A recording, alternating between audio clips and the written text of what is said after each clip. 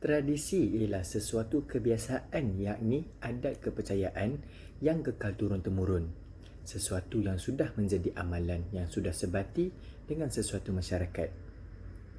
Setiap kaum atau masyarakat mempunyai ilmu tradisi mengikut kepercayaan mereka. Antara ilmu tradisi yang terkenal dan sering dibincangkan adalah ilmu tradisi Barat dan tradisi Islam. Kelahiran dan perkembangan ilmu berhubung rapat dengan teori dan asal-usul ilmu yang disebut sebagai epistemologi. Epistemologi memperincikan teori bagaimana sesuatu ilmu itu lahir, permulaan sesuatu ilmu dan bagaimana timbulnya sesuatu ilmu atau bagaimana ilmu itu dibangunkan. Epistemologi ilmu Islam berdiri atas asas sumber nakliah iaitu wahyu dan tidak menolak faktor akliah yang berasaskan penyuburan akal dan perkembangan pemikiran. Diibaratkan sebagai pokok juga, akar tunjang bagi pokok itu ialah akidah. Akar-akar yang lain dirujuk sebagai ibadah, akhlak, syariah dan lain-lain. Akar tunjang yang mantap dan subur bagi menumbuhkan batang, dahan-dahan, ranting-ranting, daun, bunga dan buah adalah hasil kekuatan akidah yang jelas, membentuk pandangan alam atau tasawur yang lebih sepadu dan fitrah sifatnya. Epistemologi ilmu barat, sekular atau moden yang digunakan oleh umat Islam masa kini tidak menjadikan agama sebagai tapak atau landasannya. Manusia jika diibaratkan sebagai sebatang pokok, apabila akar yang menyuburkan dahan, ranting, daun dan buah adalah berasaskan rasionalisme, saintisme, humanisme, liberalisme dan modernisme barat, maka kesannya amat membahaya kepada akidah. Akar tunjang yang berasaskan rasionalisme semata-mata menghasilkan bunga dan buah pemikiran dan sifatnya sekular, berasaskan fakta, data dan dapatan hasil uji kaji dan pemerhatian yang menggunakan akal dan panca indera semata-mata. Terima kasih. Perbezaan konsep kebenaran ilmu tradisi barat dan ilmu tradisi Islam. Sumber ilmu, Sumber-sumber ilmu Islam adalah berbeza dari segi penekanan dan susunannya jika dibandingkan dengan sumber ilmu pengetahuan barat. Budaya barat sekular tidak mengiktiraf adanya Tuhan, Rasul-Rasul Allah, kitab-kitab suci Allah, malaikat, hari kiamat dan hari pembalasan serta alam akhirat. Oleh itu, sebagai perbandingan, sumber-sumber ilmu tersebut disenaraikan seperti yang berikut. Sumber ilmu Islam mempercayai kepada wahyu, iaitu wahyu yang datang daripada Tuhan atau wahyu daripada Nabi. Manakala sumber ilmu barat sekular tidak mempercayai kepada wahyu. Yang kedua, pengetahuan naluri. Pengetahuan naluri dalam sumber ilmu Islam wujud dan boleh diaplikasikan, sama juga seperti sumber ilmu barat sekular. Yang ketiga, pengetahuan daripada kepintaran.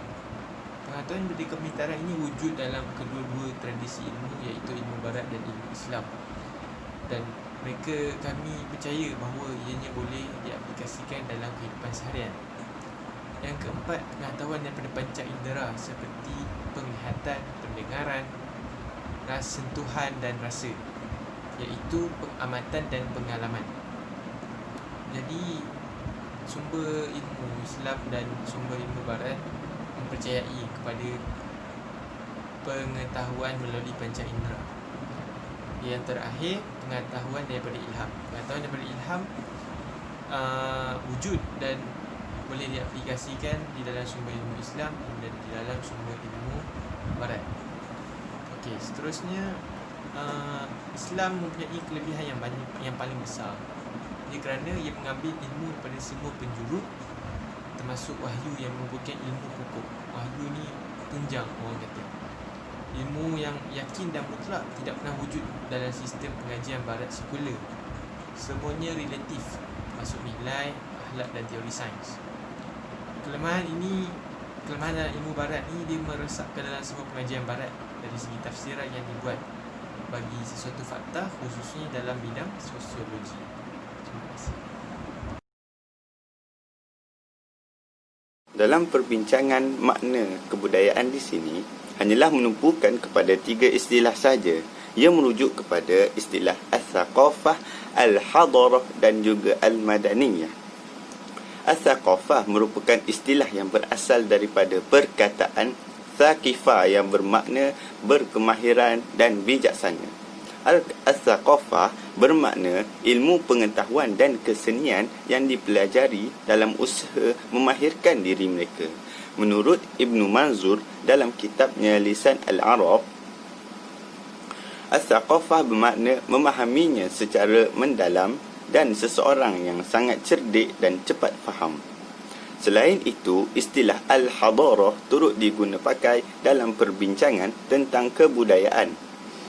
Al-hadarah berasal daripada perkataan hadarah yang bermakna perbuatan duduk di bandar. Perilaku kehidupan yang tinggi kerana mengandungi ilmu, kesenian, kesusastraan dan ahli masyarakat dalam sesebuah kehidupan. Al-hadarah merupakan istilah yang berlawanan dengan istilah al-badwi. Hal ini disebabkan masyarakat yang berperadaban iaitu al-hadarah merupakan golongan manusia yang tinggal atau menetap di sesebuah tempat seperti di bandar atau kota. Manakala masyarakat badwi merupakan golongan yang hidup berpindah randah dari satu kawasan ke kawasan yang lain.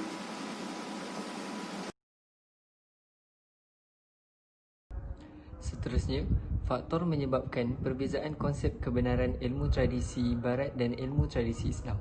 Islam mempunyai kelebihan yang paling besar. Ia mengambil ilmu daripada semua penjuru termasuk wahyu yang merupakan ilmu pokok. Ilmu yang yakin dan mutlak tidak pernah wujud dalam sistem pengajian Barat, sekular. Semuanya relatif termasuk nilai, akhlak dan teori sains. Kelemahan ini telah meresap ke dalam semua pengajian Barat dari segi tafsiran yang dibuat bagi sesuatu fakta, khasnya dalam bidang sosiologi. Oleh itu, ia boleh menyebabkan sebahagian besar pengajiannya tidak mempunyai asas yang kukuh sehingga menghasilkan banyak teori sesat yang apabila dilaksanakan dalam bidang kehidupan harian. Barat sekular mempunyai kekurangan yang besar kerana menafikan adanya Allah SWT.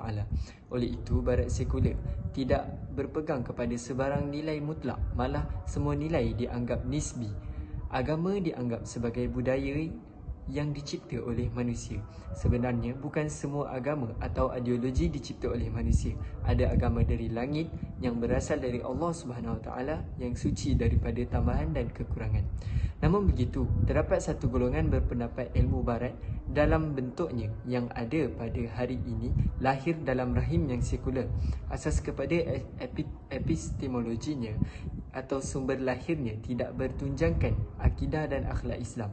Asasnya merujuk kepada sumber rationalism, scientism, empirism yang tidak melihat agama itu relevan dan nilai-nilai agama sebagai sesuatu yang berguna.